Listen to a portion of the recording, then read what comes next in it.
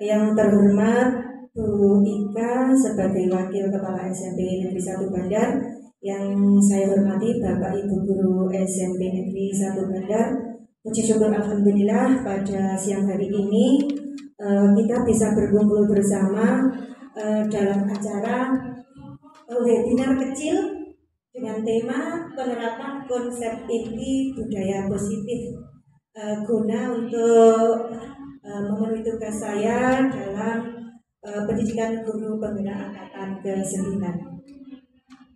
Bapak Ibu yang berbahagia, sebelumnya saya akan meminta tolong kepada Bapak Ibu untuk nanti bisa berdiskusi bersama ya terkait tentang budaya positif di sekolah. Sebelum acara saya mulai, mungkin kita bisa berjel-jel terlebih dahulu ya Bapak Ibu. SMP 1 Bandar? Yes. Stand sabar. Selalu di hati. Semoga SMP kita tetap ada di hati kita. Ya. Kemudian memasuki webinar kecil kita. Di sini saya akan membahas tentang budaya positif di sekolah kita. Bapak Ibu guru, kira-kira menurut panjenengan semua, budaya positif itu budaya yang bagaimana ya? Mungkin salah satu bisa angkat tangan. Ya, Pak Imam monggo. Budaya yang bisa menimbulkan efek yang baik. Budaya yang bisa menimbulkan efek yang baik. Oke. Terima kasih Pak Imam. Jadi budaya positif ini nanti tentunya akan membawa perubahan atau dampak yang lebih baik. Bagaimana kita nanti untuk menerapkan budaya positif? Maka satu persatu bagaimana kalau kita bahas, ya, Bapak Ibu ya. Nah, sebelum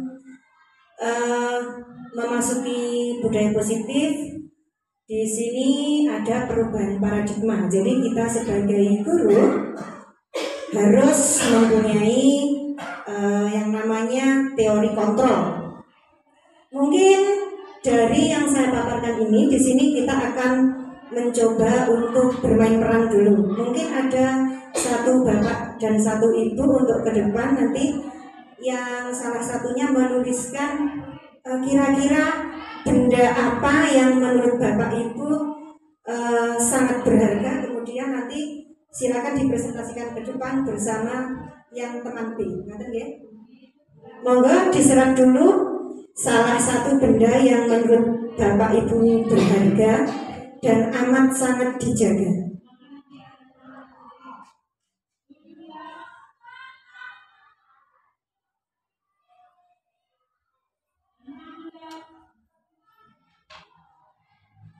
Sudah Bapak Ibu? Sudah. Mungkin saya bisa minta tolong salah satu bapak atau ibu untuk maju. Siapa yang kira-kira siap ya? Bu Wiyanti mungkin siap nggak Bu Wiyanti? Oke, Bu Wiyanti. Bu Wiyanti sebagai peran A ya nanti. Jadi peran A ini nanti menuliskan satu buah benda yang menurut Bu Wiyanti sangat berharga dan digenggam. Dan nanti untuk peran B, saya minta Pak Kursis bisa membantu ya.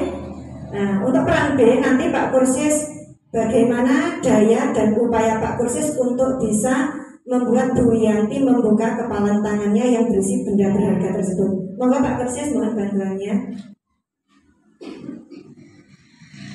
Ya, monggo agak ke sini saja Pak Kursis.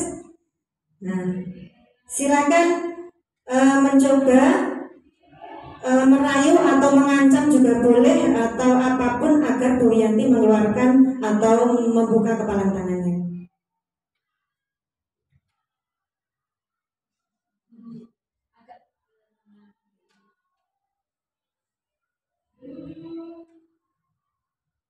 Bu Wiyanti, boleh tahu dong apa yang dipegang di tangan Bu Wiyanti itu? Yang sangat berharga dan sangat berarti dalam hidup saya. Berarti boleh tahu saya? Tidak boleh. Ini tidak semua orang boleh tahu. Kecuali suami. Iya, kecuali suami saya. Tolong Bu Wiyanti, kalau misalnya Anda memberitahu saya nanti saya akan memberikan sesuatu yang istimewa dalam 1 minggu ini, yaitu saya traktir ke warung kantin sekolah. Tetap nggak bisa. Saya ini nggak bisa disokong dengan apapun, Pak. Tetap nggak bisa, Pak. Satu kali lagi Bu Yani. Ya. Misalnya saya tambahkan 1 minggu itu saya traktir 1 minggu penuh, itu ditambah misalnya saya berikan sebuah amplop yang isinya yang bisa menggiurkan Bu Yanti, itu kira-kira boleh? Ya mohon maaf, Pak. Tetap tidak bisa. Ini harganya melebihi apapun, Pak. Oh ya, Bu Yanti terima kasih, tapi ya jangan senang dulu ya Bu Yanti. Ya. Biarpun saya ini dalam hal merayu ini menyerah, tapi Anda jangan senang dulu, sebabnya selama ini saya kan sering membantu Bu Yanti dalam kegiatan belajar mengajar di sekolah. Contoh, misalnya Bu Yanti itu kebetulan ada kepentingan keluarga dan mendapatkan izin dari kepala sekolah. Dan sementara dari Bapak Kepala Sekolah itu perintah kepada saya untuk memberikan tugas dari Bu Yanti. Nah, karena Bu Yanti saat ini sudah tidak mau memberikan apa yang dipegang itu, ya mohon maaf, saya tidak bisa membantu Bu Yanti untuk hari-hari ke depan selanjutnya. Jadi tiket atau istilahnya tugas dari Bu Yanti mohon diantar sendiri ke sekolah. Jadi mohon dimaklumi. Oke, kalau itu tetap pada bagian saya nggak bisa.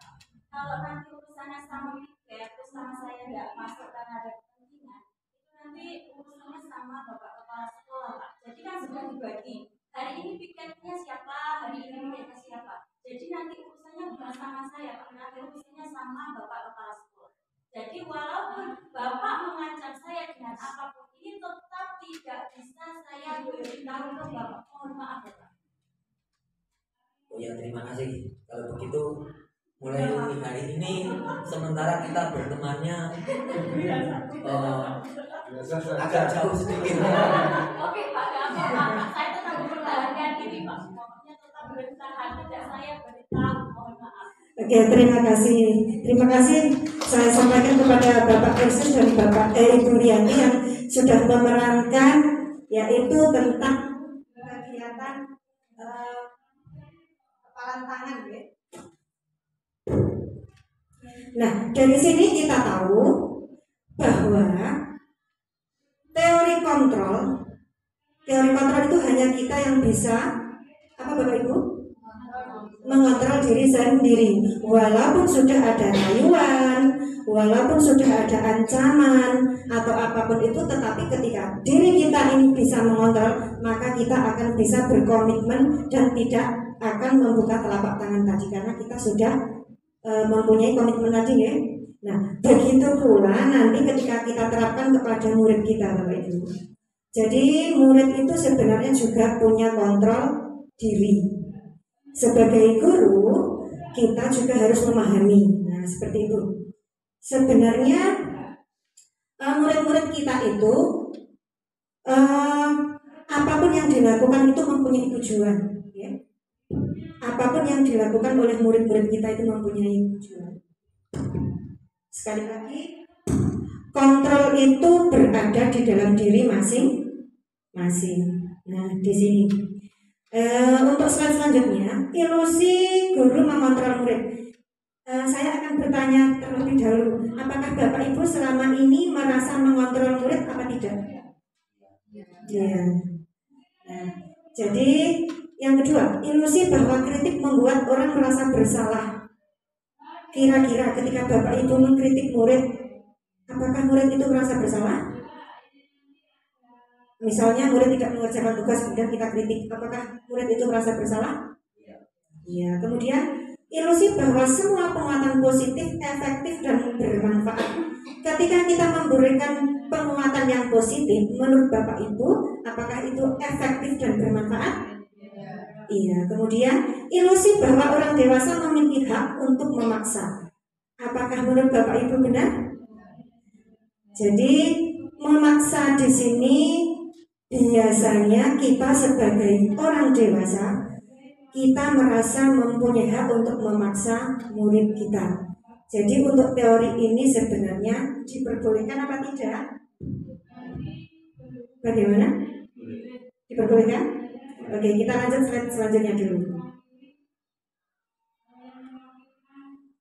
Nah, di sini tentang ilusi guru mengontrol murid. Pada dasarnya kita tidak dapat memaksa murid berbuat sesuatu jika murid tersebut memilih untuk tidak melakukannya. Seperti yang kita lihat tadi, seperti Bu Wiyanti, jika kita ibaratkan sebagai murid kita dan murid tersebut sudah mempunyai komitmen, maka kita tidak bisa memaksa. Seperti itu ya. Jadi sebenarnya kita tidak bisa atau tidak boleh memaksa murid kita seperti itu. Nah, di sini guru harus bisa memahami apa yang diperlukan oleh muridnya tadi ya. Kemudian, ilusi bahwa semua penguatan positif, efektif, dan bermanfaat.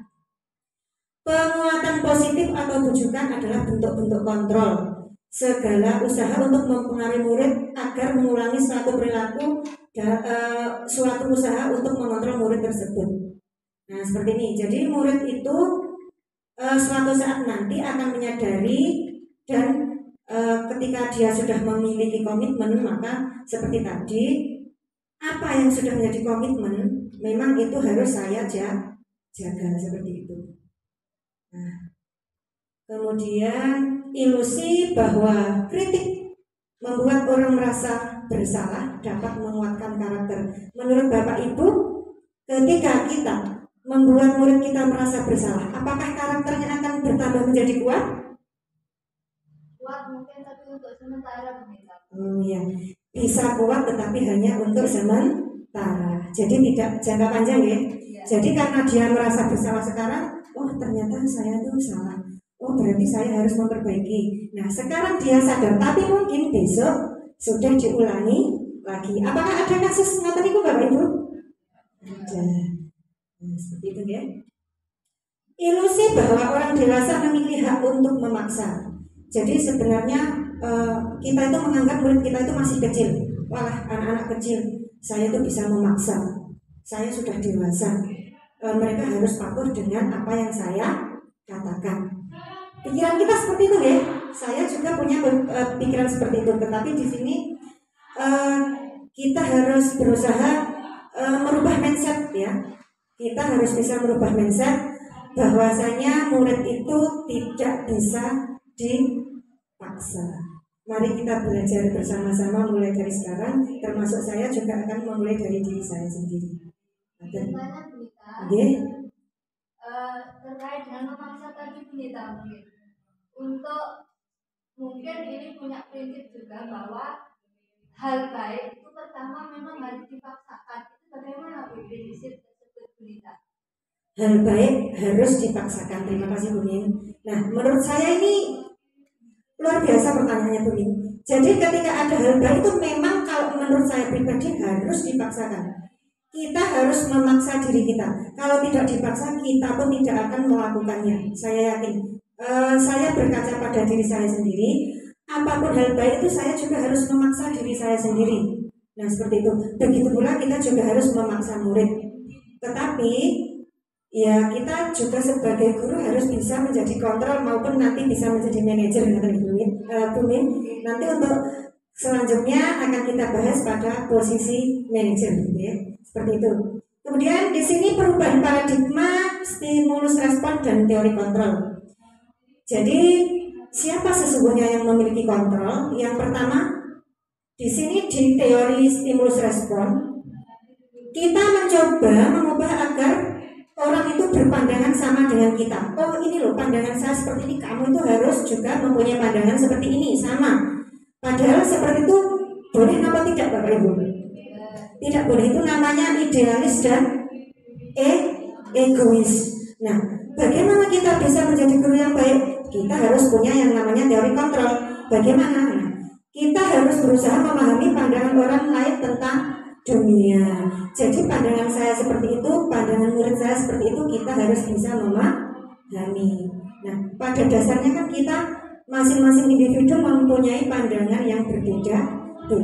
Jadi kita harus berusaha untuk memahami. Dan yang kedua, perilaku buruk dilihat sebagai suatu kesalahan pada stimulus respon. Apakah betul selama ini kita menganggap seperti itu? Oh, bocah kae nuwakal. Oh, berarti bocah kae gawe kesalahan. Apakah seperti itu? Tidak selalu. Kemudian sebagai pengontrol, nah, semua perilaku mempunyai tujuan. Entah itu perilaku baik atau perilaku buruk, murid kita tentunya memiliki tujuan. Seperti itu. Yang ketiga, pada teori stimulus respon, orang lain bisa mengontrol saya. Apakah dengan kata-kata ini Bapak Ibu setuju? Orang lain bisa mengontrol saya. Otomatis kan kita tidak terima ya. Saya itu punya hak asasi. Oh, jangan mengontrol saya, kan seperti itu. Nah, di teori kontrol hanya Anda yang bisa mengontrol diri Anda. Seperti tadi Bu Yanti tetap mengontrol dengan tidak membuka kepala tangan. Dan yang keempat, saya bisa mengontrol orang lain. Apakah bisa Bapak Ibu kita mengontrol orang lain? Tidak. Yang betul, Anda tidak bisa mengontrol orang lain. Orang lain itu yang bisa mengontrol dirinya sendiri. Selanjutnya, pemaksaan ada saat bujukan gagal. Seperti Pak Kursis tadi, ketika membujuk Bu Yanti dan gagal, akhirnya Pak Kursis memaksa dengan mengancam, ya Pak Kursis. Nah, biasanya tak bujuk orang angin, tak ancami menawa kena. Ternyata Bu Yanti tetap memiliki kontrol dan tetap berkomitmen untuk tidak membuka kepala tangannya. Nah, teori kontrolnya, kolaborasi dan konsensus menciptakan pilihan-pilihan baru. Kolaborasi itu kita bersama-sama, sedangkan konsensus itu kita memiliki yang namanya kesepakatan bersama. Betul ya? Yang terakhir, pada stimulus respon, model berpikirnya kita menang dan kalah. Pikirannya, aku ini kudu menang, jangan sampai aku kalah. Padahal di teori kontrol, model berpikirnya itu menang-menang. Jadi tidak ada yang namanya kalah. Ngerti ya Bapak Ibu? Nah, di sini disiplin positif itu dituangkan oleh Dr. William Glasser dalam bentuk teori kontrol atau teori pilihan. Nah, seperti yang sudah saya sampaikan tadi, yang pertama, Anda tidak bisa mengontrol orang lain, hanya Anda bisa mengontrol diri sendiri. Nah, di sini maka kita maknanya adalah kita bisa belajar mengontrol diri, diambil dari makna disiplin. Disiplin itu artinya di sini Dian itu menyatakan disiplin itu adalah belajar. Maka dari itu kita mempunyai nilai-nilai yang kita hargai dan berusaha mempunyai motivasi intrinsik dari diri kita untuk bisa belajar. Jadi motivasi intrinsik itu berasal dari dalam diri kita sendiri. Seperti itu. Yang kedua, semua perilaku memiliki tujuan. Jadi misalnya Bapak Ibu tadi berangkat ke sekolah, otomatis punya tujuan ya. Nah, apapun yang Bapak Ibu lakukan semuanya mempunyai tujuan. Tujuannya apa? Bu Dwi tadi berangkat ke sekolah untuk memenuhi kewajiban. Jadi kita sebagai guru kewajibannya adalah ke sekolah untuk mengajar, kan ya? Nah, dari tujuan ini maka kita harus mempunyai motivasi. Tetapi motivasi ini masih dibagi menjadi 3.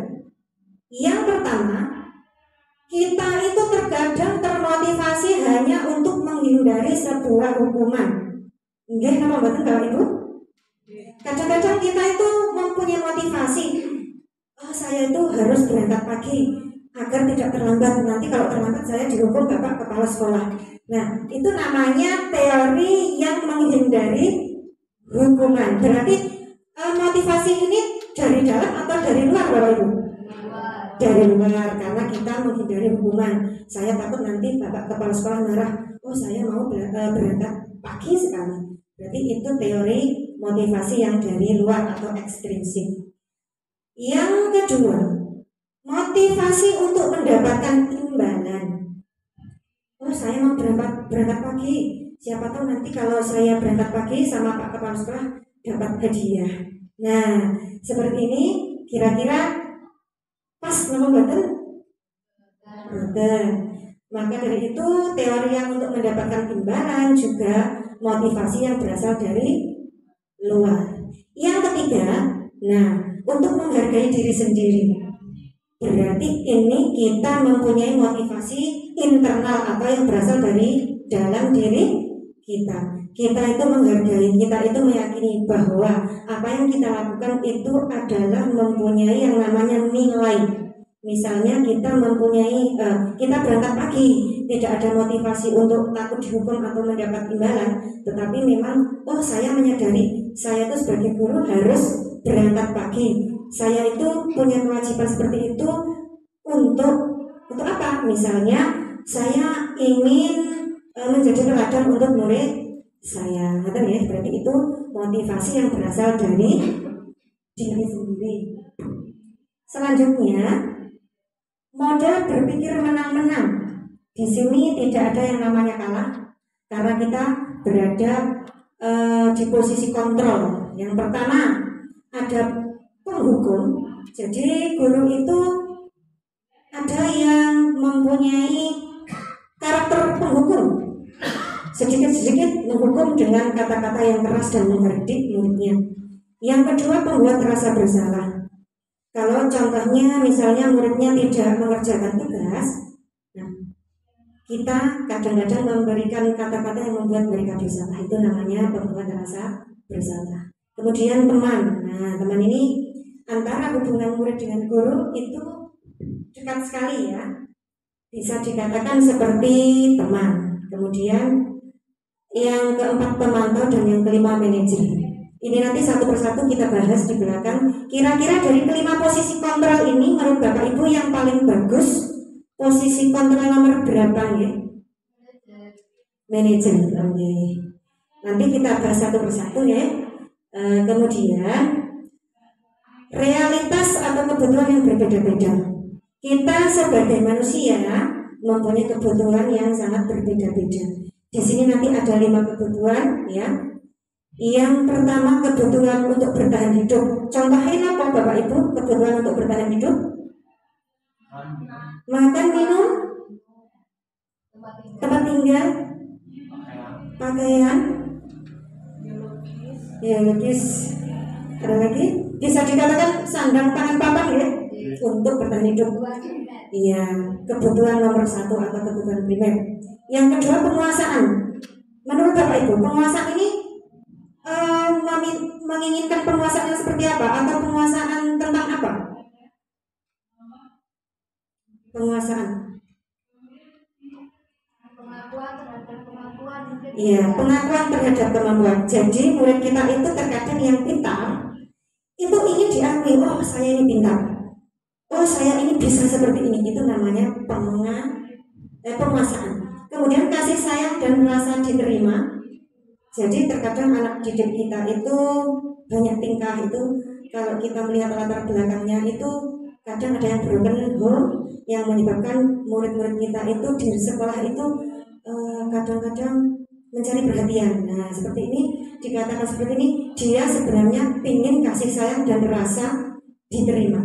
Selanjutnya ada kesenangan. Nah kesenangan ini yang bagaimana kira-kira Bapak Ibu?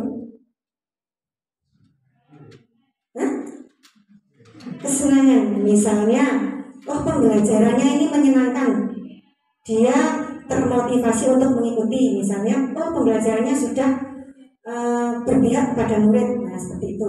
Yang terakhir ada kebebasan. Nah kalau kita sebagai guru tidak bisa memberikan pembelajaran yang berpihak kepada murid, kalau kita itu mengajar dengan monoton, kadang-kadang anak itu pengen kebebasan. Contohnya seperti itu. Aduh Bu, kenapa kok nulis-nulis melulu Bu?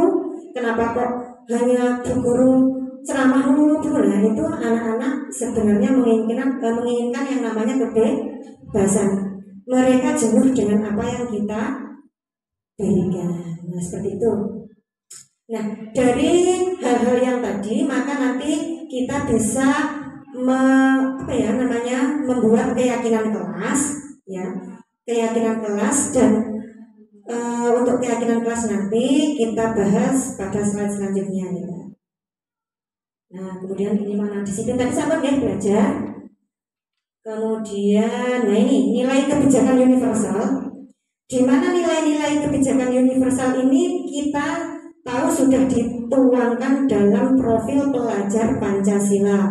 Bapak Ibu masih ingat deh nilai-nilai yang terkandung dalam profil pelajar Pancasila? Yang pertama, beriman bertakwa kepada Tuhan Yang Maha Esa dan berakhlak mulia. Yang kedua, mandiri. Yang ketiga, bernalar kritis. Yang keempat, berkebinekaan global.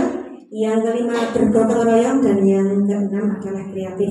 Maka nilai-nilai kebijakan universal diharapkan nanti kita bisa menerapkan seperti yang sudah ada pada profil pelajar Pancasila.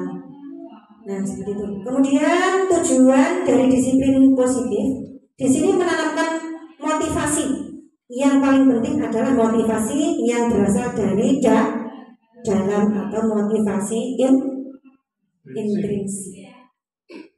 Nah, ini sebagai pendidik itu kita mempunyai tujuan untuk menciptakan anak-anak yang mempunyai disiplin diri sehingga mereka bisa berperilaku dengan mengacu pada nilai kebajikan universal dan memiliki motivasi intrinsik. Maka mari kita membangun murid-murid kita untuk mempunyai motivasi yang berasal dari dalam.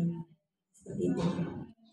Kita masuk ke teori motivasi hukuman penghargaan dan restitusi ya. Nah ini tadi motivasi ada 3. Sebelumnya akan saya putarkan video dulu ya. Nah sebelum kita masuk ke restitusi akan saya putarkan video terlebih dahulu.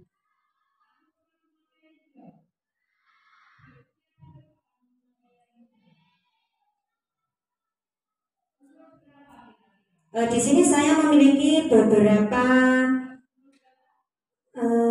video nih Mbak. Yang pertama ini, coba Bapak Ibu perhatikan.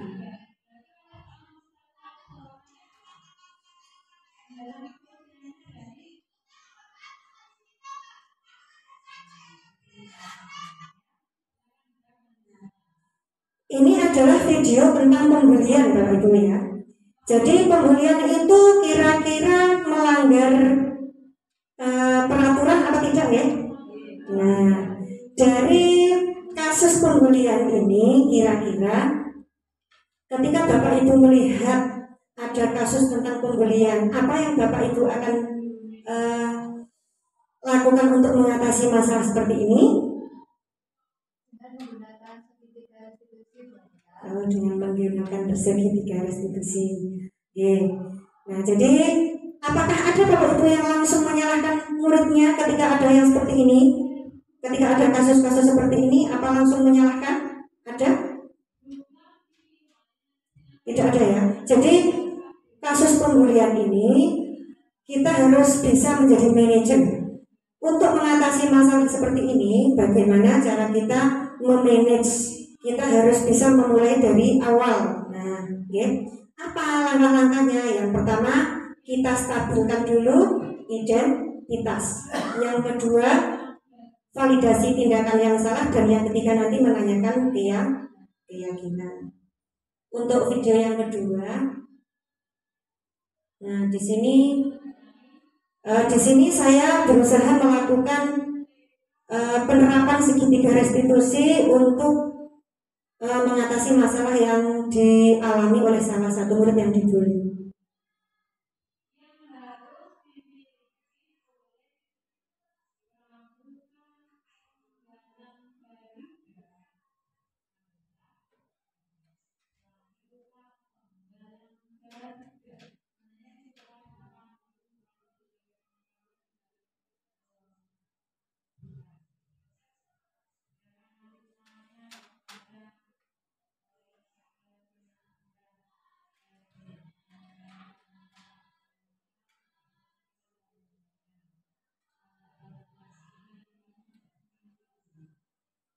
Suaranya kurang keras ya.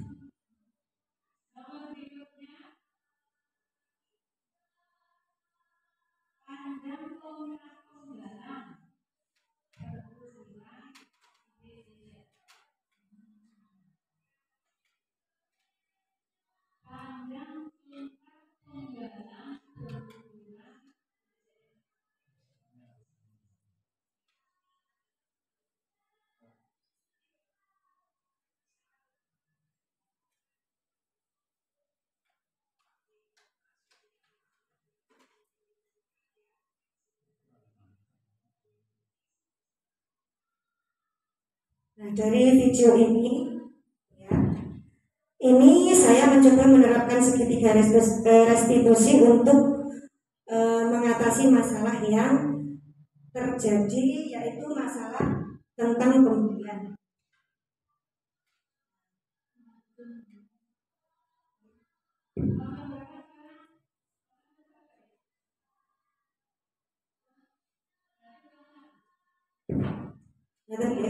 Kemudian sekarang bagaimana cara membedakan antara hukuman, konsekuensi, dan restitusi.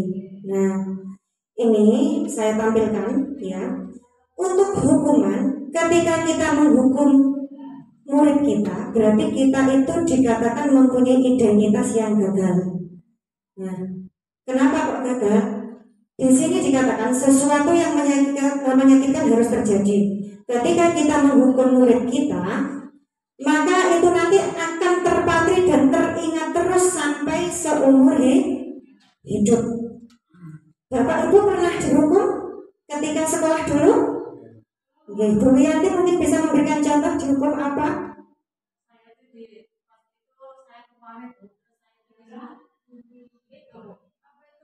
Bahwa pintu yang copot itu kemudian keliling sekolahku. Iya, Oke. sekarang masih teringat. Oke, dulu Yanti dulu ketika sekolah rame di kelas, sama gurunya dihukum membawa copotan pintu berkeliling sekolah. Nah, itu sampai sekarang kan masih terpatri ya Bu ya. Nah, itu kenapa hukuman itu dikatakan identitas yang gagal. Maka kita sebagai guru itu harus menghindari yang namanya hukuman. Sampai kapanpun kita akan teringat dan kita itu merasa sakit hati. Nah, dahsyatnya sebuah hukuman. Kemudian kalau konsekuensi sesuatu yang harus terjadi. Contohnya misalnya ketika ada anak yang menyobekkan kertas atau buku temannya, berarti dia harus mengganti. Itu namanya konsekuensi.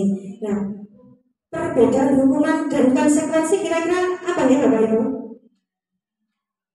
Hukuman dan konsekuensi itu perbedaannya. Jadi kalau hukuman itu spontan, kita melakukan memberikan hukuman itu spontan. Misalnya melihat murid kita, oh tidak pakai topi, ayo kamu kenapa nggak pakai topi? Karena ketinggalan. Ayo sekarang lari keliling lapangan 100 kali. Nah, itu namanya hukuman. Hukuman itu spontan ketika kita melihat sebuah kasus. Tapi kalau konsekuensi sebelumnya kan memang sudah ada mungkin peraturan. Nah, ketika ada yang melanggar maka konsekuensinya adalah demikian.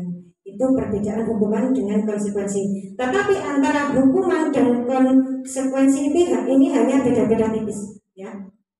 Apa yang paling baik? Yang paling baik adalah kita melakukan yang namanya restitusi. Nah, nanti restitusi akan saya kupas satu persatu. Yang kedua, untuk hukuman tidak nyaman untuk murid dalam jangka waktu panjang. Seperti Bu Yanti tadi, sampai sekarang masih ingat Bu Yanti berkeliling sekolah dengan membawa pintu yang copot tadi. Sampai mungkin Bu Yanti tua nanti akan tetap teringat.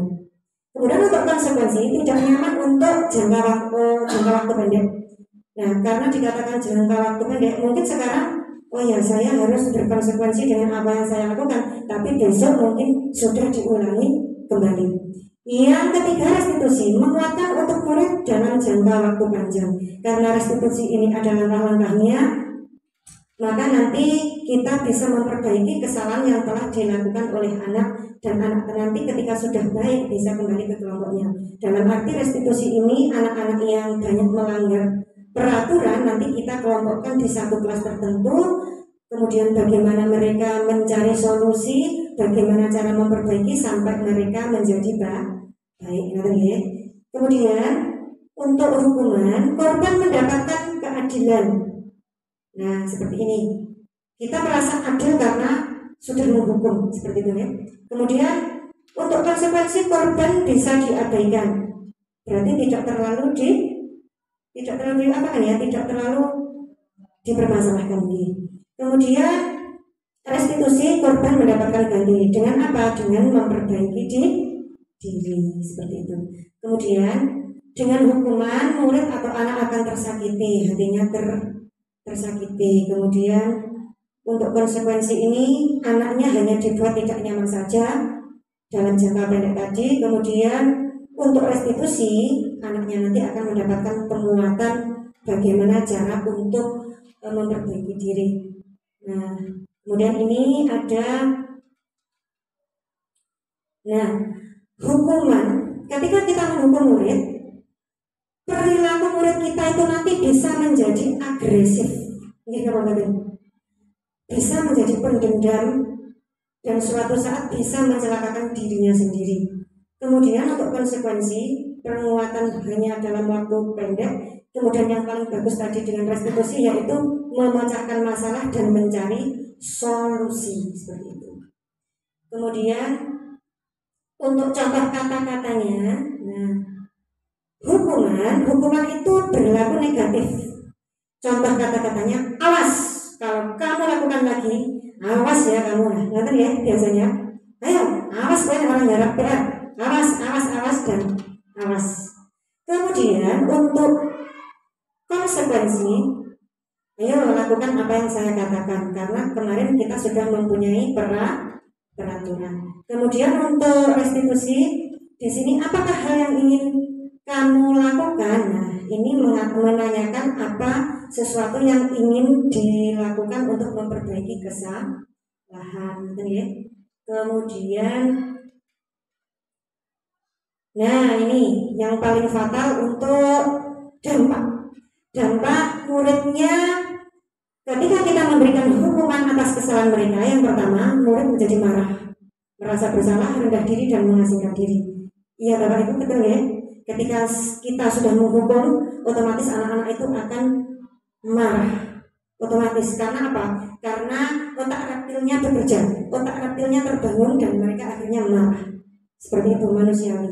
Kemudian untuk konsekuensi, kehilangan hak, waktu jeda, dan penahanan hanya berlaku sementara tadi. Kemudian untuk restitusi, anak tidak kehilangan waktu namun bersemangat untuk memperbaiki diri. Bagaimana mereka bisa memperbaiki diri untuk menjadi lebih baik. Kemudian bagaimana kita untuk membuat keyakinan kelas, kenapa tidak peraturan kelas? Nah, ini Ibu, ada beberapa pertanyaan. Kita sebagai guru mempunyai beberapa tindakan. Yang pertama, mencatat 100 kali di dalam buku dengan kalimat saya tidak akan terlambat lagi karena terlambat ke sekolah. Kira-kira itu hukuman apa konsekuensi?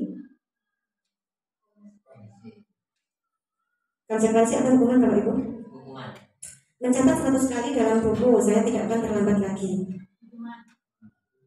Kemudian yang kedua, lari memiliki lapangan basket 2 kali karena terlambat hadir di sekolah. Kenapa kok dikatakan hukuman? Spontan ya. Oh, ini lambat, ayo lari. Nah, membersihkan coretan yang dibuatnya di meja tulis, mencoret-coret. Kemudian kita harus membersihkan, berarti konsekuensi. Murid diminta push up 15 kali karena tidak menggunakan masker. Hukuman atau konsekuensi? Ayo kamu push up. Nah, berarti langsung menggantikan kertas tugas teman yang telah dicoret-coret. Konsekuensi ya. Berjemur di lapangan basket pukul 12 siang karena mengobrol dengan teman. Hukuman atau konsekuensi? Kemudian murid diminta bertelanjang kaki sepanjang hari karena tidak menggunakan sepatu warna hitam sesuai peraturan sekolah.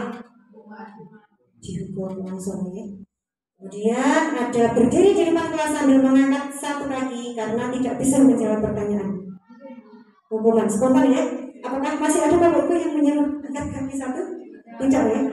Kemudian membersihkan tumpahan air di meja tulis karena tersenggol pada saat belajar. Konsekuensi kehilangan 10 menit jam istirahat untuk mengerjakan tugas karena terlambat datang dan tertinggal pelajaran. Konsekuensi karena sebelumnya kemungkinan kita sudah mempunyai yang namanya peraturan kelas. Nah, ya, kembali lagi ke sini. Nah, dari keyakinan-keyakinan kelas itu nanti maka akan didapatkan sesuatu yang akan meningkatkan hal-hal positif. Dari keyakinan kelas itu kita membuat kalimatnya dengan kalimat positif ya Bapak Ibu. Tidak seperti peraturan kelas. Kenapa tidak peraturan? Kalau peraturan itu hampir ke kalimat negatif, misalnya dilarang membawa makanan ke dalam kelas. Ngerti ya? Dengan kata-kata dilarang itu kan kalimatnya negatif. Tetapi dengan keyakinan kelas kita berusaha menggunakan kalimat positif. Misalnya datang 15 menit sebelum pelajaran dimulai, mboten kok dilarang telat masuk ke dalam kelas. Itu berbeda antara peraturan dan keyakinan kelas. Dengan keyakinan kelas, maka murid-murid kita itu mempunyai keyakinan tentang harga atau nilai sesuatu yang patut untuk dipatuhi atau diperjuangkan. Misalnya, kenapa sekolah itu wajib memakai helm? Bukan kok kita itu takut, oh saya tidak pakai helm, takut saya itu nanti dihukum Bapak Ibu guru. Tidak, tetapi karena kita yakin memakai helm itu adalah untuk keselamatan, menyelamatkan kepala kita. Itu namanya keyakinan kelas. Apakah Bapak Ibu selama ini sudah membuat keyakinan kelas? Oke, sudah, terima kasih. Luar biasa Bapak Ibu ya. Kembali ke restitusi ya Bapak Ibu. Nah, di sini ada 9 ciri-ciri restitusi. Nah, yang pertama bukan untuk menebus kesalahan, namun untuk belajar dari kesalahan. Murid-murid kita yang melakukan kesalahan maka harus bisa memperbaiki kesalahannya. Yang kedua, memperbaiki hubungan. Hubungan dengan siapa? Kira-kira?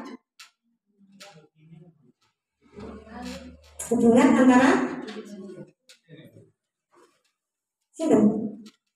Hubungan antara mungkin ada anak yang tadi otomatis ada 2 anak Ya.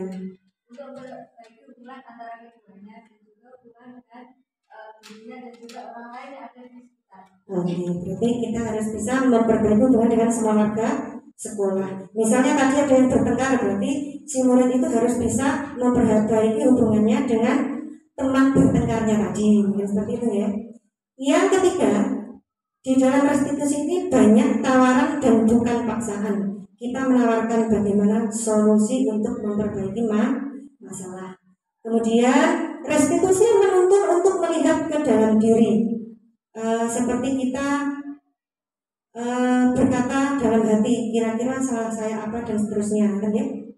Restitusi mencari kebutuhan dasar yang mendasari tindakan. Nah, di sini kebutuhan dasar manusia tadi ada 5 tadi ya. Yang pertama kebutuhan untuk bertahan hidup, kemudian penguasaan, kesenangan, kebebasan. Nah itu tadi.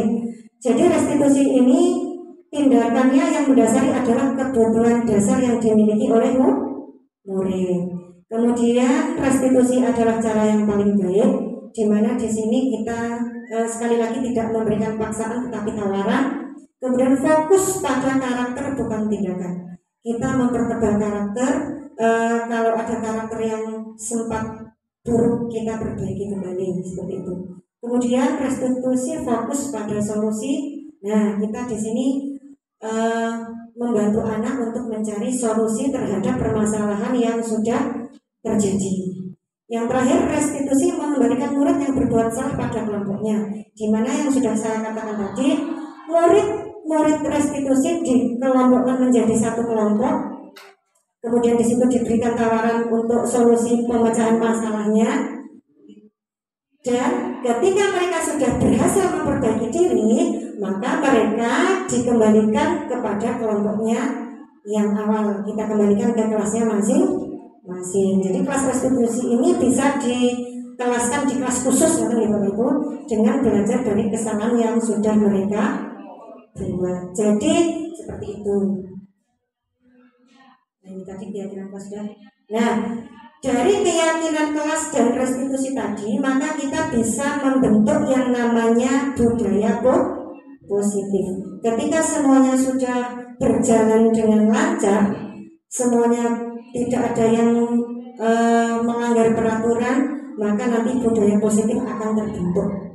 Nah, bagaimana budaya positif itu terbentuk? Maka kita juga harus bisa berkolaborasi dengan semua warga sekolah, antar murid, antar bapak ibu guru, kemudian kepala sekolah, dan semuanya saja kita semua harus bisa berkolaborasi. Nah, di situ nanti maka akan muncul yang namanya lingkungan positif. Semuanya positif, tidak ada lagi yang negatif. Mari Bapak Ibu, mulai sekarang kita tingkatkan lagi kolaborasi kita untuk menciptakan lingkungan yang berbudaya positif. Siap ya Bapak Ibu? Siap. Siap, terima kasih. Kemudian, nah ini sudah ya tadi perbedaan hukuman dan kita masuk ke 5 posisi kontrol. Nah, 5 posisi kontrol. Di sini yang pertama tadi menghukum tadi ya, posisi yang paling negatif yang harus kita hindari. Tadi sudah saya sampaikan. Kemudian ada pembuat rasa bersalah.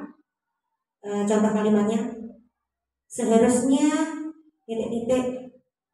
seharusnya kamu tuh mengerjakan tugas tepat waktu. Ya, jangan membuat itu kecewa. Itu membuat rasa bersalah. Kemudian sebagai teman, ayolah lakukan demi ibu. Kalau dengan kata-kata itu berarti anak-anak kan menganggap kita sebagai teman ya. Ayolah lakukan demi ibu. Nah, kata-katanya itu datar-datar saja. Untuk pemantau, kita mengingatkan peraturannya. Ayo, peraturan apa yang ada di sekolah ini? Apakah kamu sudah melanggar peraturan? Itu kita memantau. Yang terakhir sebagai manajer tadi berarti kita bisa di sini mengajukan pertanyaannya seperti ini. Apa yang kita yakini? Nah, hampir sama dengan restitusi, yaitu menanyakan keyakinan yang sudah disepakati. Nah, itu ya. Kemudian segitiga restitusi untuk penerapannya gitu Ibu. Yang pertama, menstabilkan identitas. Ketika ada sebuah kasus, jangan kita langsung menyalahkan murid kita. Yang pertama, kita stabilkan identitas dulu. Contohnya di sini, Ibu paham setiap orang itu mempunyai kesalahan. Wajar kalau kita misalnya dibully itu kita marah, itu kita stabilkan dulu identitasnya agar anak tidak merasa terpojok, agar anak tidak merasa bersalah terlebih dahulu, ya. Jadi kita harus berempati dulu. Oh iya, ternyata dibully itu memang sakit rasanya, itu paham. Itu namanya kita stabilkan dulu identitas. Kemudian yang kedua, validasi kebutuhannya. Kita identitas dulu ya. Kamu tentu punya alasan mengapa melakukan itu. Nah, kita tanya, kenapa kamu kok melakukan itu? Kenapa kok kamu sampai menggebrak meja? Oh, ternyata ada jawaban. Oh, saya dibully dulu dan saya sudah berkali-kali dibully dan ini sudah membuat hati saya sakit, maka saya sudah tidak bisa toleran lagi. Akhirnya saya marah dan menggebrak meja. Itu namanya validasi kebutuhan tadi. Yang ketiga, menanyakan keyakinan. Nah, dari sini kita paham keyakinan apa yang sudah kita yakini di dalam kelas kita, kemudian kamu langgar, misalnya seperti itu. Nah, ketika tadi saya tayangkan sebuah kasus pembulian, maka anak tersebut mengatakan keyakinan yang sudah dilanggar adalah keyakinan menghormati orang lain. Padahal kita harus menghormati sesama teman. Keyakinan bahwa kita itu harus bisa menahan emosi dan tidak langsung marah-marah. Nah, dari keyakinan kelas yang sudah disepakati tadi, kita ingatkan bagaimana keyakinan itu telah dilanggar dan bagaimana kedepannya untuk memperbaiki. Kemudian yang terakhir, kita membantu mencari solusi masalah dari apa yang dialami oleh murid kita. Nah, itu adalah segitiga restitusi. Dari kelima kontrol, sekali lagi, kontrol manager adalah kontrol yang paling bagus yang bisa diterapkan kita sebagai guru kepada murid kita gitu. Mulai sekarang mari kita belajar untuk menjadi manajer yang baik. Kita memulai dari diri kita sendiri, dan semoga nantinya kita bisa berkolaborasi dan menumbuhkan lingkungan yang positif tadi ya Bapak Ibu Guru. Nah, nih.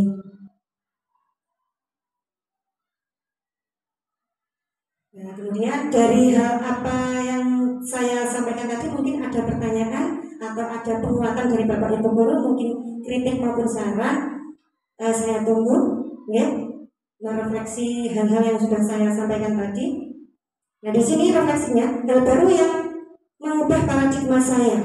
Kira-kira Bapak Ibu Guru, paradigma apa yang berubah dari apa yang sudah saya sampaikan tadi?